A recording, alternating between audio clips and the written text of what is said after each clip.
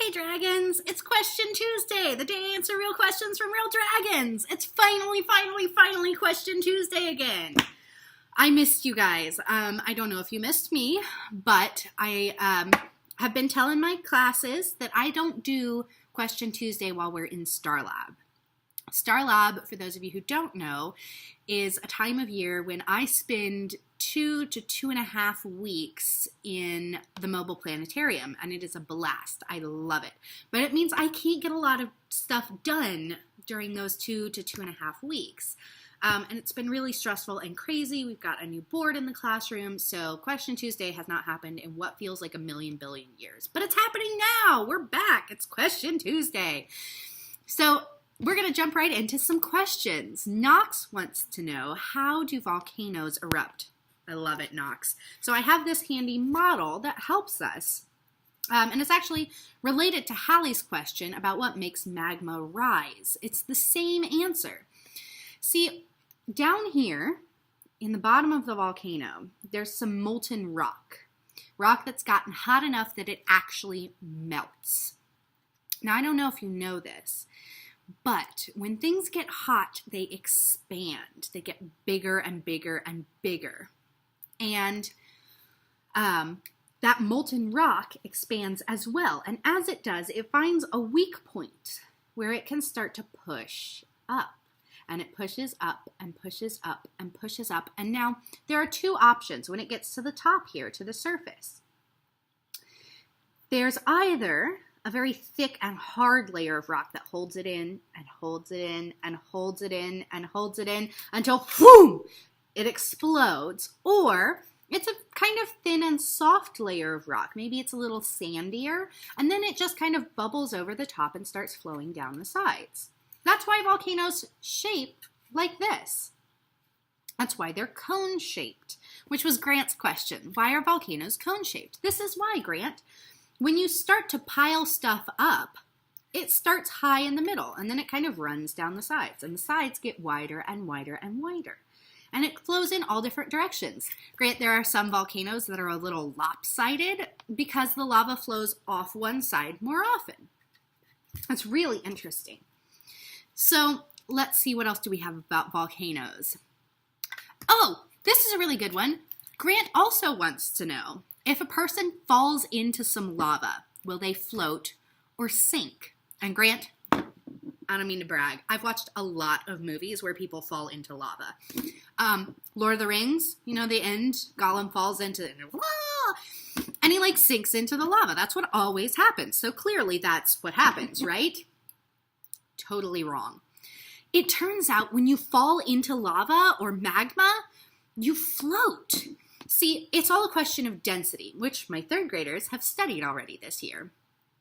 Density means that when your molecules, the things you're made of, are packed really close together, there's a lot of them, right? You're very dense. When they're not packed so close together, there aren't so many of them, you're less dense. Magma is very, very dense. Those molecules are really close together. Now imagine trying to fit something in between those molecules and they're really close together.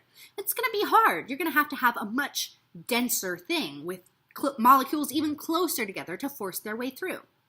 Turns out we're made of mostly water, and water is not denser than melted rock.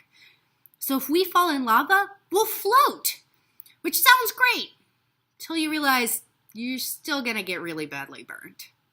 Probably not going to end well. So I don't advise you try that at home. Don't go trying to float in lava. Let's see, what else? Oh, Grant with the good questions this week. Grant wants to know, if black lava is what makes new land, why is it always green with plants after? Grant, good question. I'll tell you what, it's not the lava that's green. See, that lava forms new land, you're right. But then things start to wash onto it. Sediment from the soil gets washed over it with water, and it starts to have little minerals in it. And those little minerals start to have stuff washed into them, like seeds. That's when plants start to grow on new lava.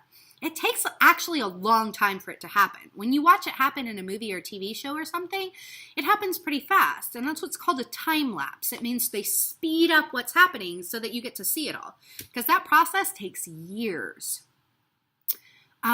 Let's see. Maddox wants to know, how do volcanoes not go crash boom because it goes down a hill?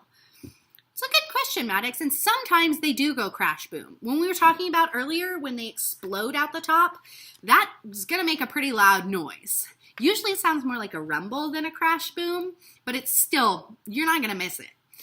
But most of the time, it's just like if you poured syrup down a hill, right? That's not going to make a lot of noise. And magma has a lot the same consistency as syrup. It moves in a lot of similar ways. So it's just kind of smushing down the hill, right? It's not going to make a lot of loud crash and booms unless it runs into something that's going to explode. Shanul wants to know why volcanoes don't explode downward instead of upward. Shanul, that's a good question. And the answer lies in the rock inside our Earth, right? You might remember it when you were in first grade, and first graders, hopefully you remember this because we just finished it, when we study the different layers of soil. You've got topsoil, which is pretty loose, right? And it's full of minerals and nutrients and things that help plants grow. Then you've got your subsoil. It's a lot sandier, some bigger chunks in there. And then you've got your bedrock, which is a lot harder and thicker. And in most cases, that's the way it goes, from looser soil to denser and denser and denser till you hit hard stone, right? And then the magma would be even under that. So when you're looking at what happens when the magma starts to get pushing, right, and expanding, it takes the path of least resistance. Just like we've been talking about with electricity in our last few videos, it takes the path of least resistance, whatever is the easiest way to go. And usually that's up because it's less hard of a soil or a rock on the way up. Well, I hope that helps answer some of your questions about volcanoes. If you've got any more, send them my way. I love hearing them, and I'm so glad to be back answering Question Tuesday questions. I love you guys, and I'll see you next week. Bye, dragons.